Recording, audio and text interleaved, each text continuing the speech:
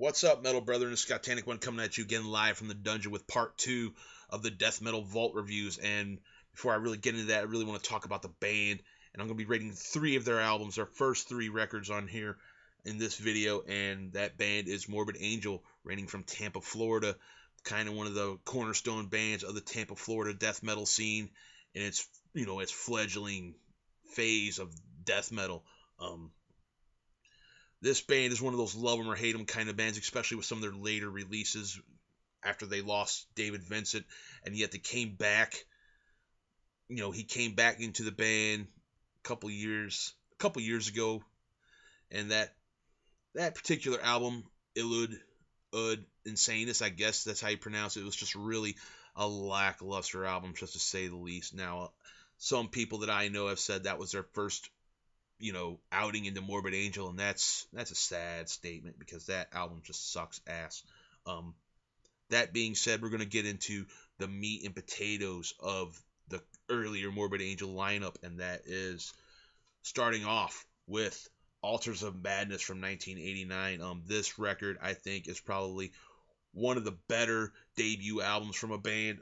Certain tracks on here are great. Some of them are just, they're all right, but I'm going to, cite the notable tracks on here, which is Immortal Rites, Visions from the Dark Side, Lord of All Fevers and Plagues, Chapel of Ghouls, Blasphemy and Evil Spells. Now, this album is pretty much the blueprint for what Morbid Angel would have yet to offer, and I'm going to go ahead and rate this one, get it out of the way right now. 4.5 out of 5. I mean, this is right up there with Possessed Seven Churches as a monumental death metal record. Moving on to their second album, Blessed Are the Sick. You probably can't see that due to the glare on here, but man, I think that's some of the most sick album art ever put on a record. Standout tracks are definitely Fall from Grace, Blessed Are the Sick, Leading the Rats, Rebel Lands, Thy Kingdom Come. I mean, this album is kind of doesn't really suffer from the sophomore curse, but yet at the same time, I don't champion it as much as I do their next record or Altars of Madness.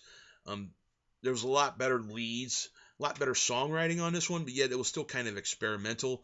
And I just kind of, this one, I mean, it's just not as stand out to me as Altars of Madness or the one I'm getting ready to talk about. So I'm going to go ahead and rate Blessed Are the Sick 4 out of 5. Definitely check it out if you haven't.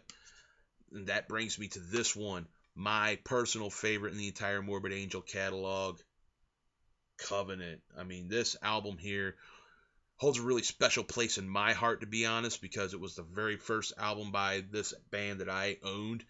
I heard some of the stuff off this record from a movie. I think it was Night of the Demons Part 2.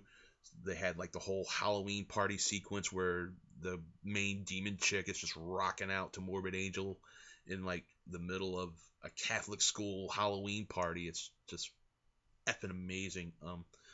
That being said, that's kind of off the subject, but this what brought me to this record.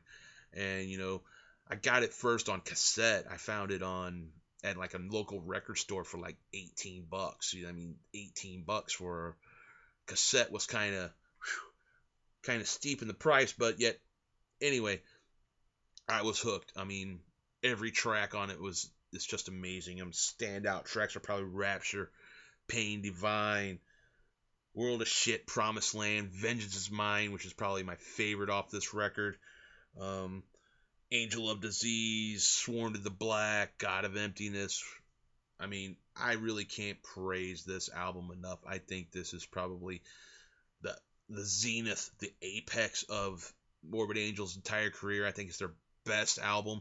It's also really one of their darkest albums. Definitely touches on a lot of satanic imagery, and just themes that are on this record are just kind of over the top, which I'm going to go ahead and just say it. I'm really dig that shit. I'm going to go ahead and rate Covenant 5 out of 5. This is a must own for any fan of extreme metal. If you don't have this one, you're doing yourself an injustice by not having this record.